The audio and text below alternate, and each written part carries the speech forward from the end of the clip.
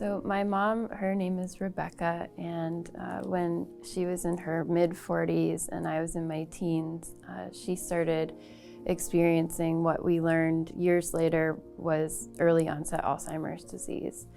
So she was diagnosed in her late 40s, and just as I was going to college to start my freshman year. And it took her doctors like years from the time she even realized something was wrong to figure out, okay, this diagnosis is early onset. And then, so she was in the early stages of the disease through her 50s. And I have two older sisters, so we took different times being closer to home. And I actually lived with my mom kind of as she went from the earlier stage to more middle and late stage Alzheimer's. And so just kind of being on this journey with her through my teens and 20s and kind of in my early career, and then her being kind of younger onset, it was really it was challenging and confusing. And there were a lot of things she experienced that I just wouldn't have known were associated with Alzheimer's disease.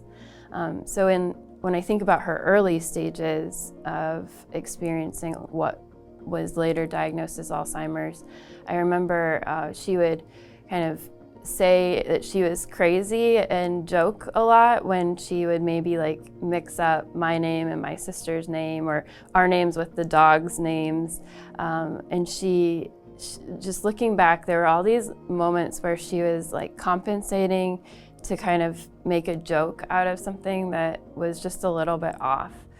And then kind of earlier in her disease, looking back, I now remember her being like depressed and even like kind of had some suicidal comments that she made. And as a teenager, it wasn't like something I really knew wasn't normal.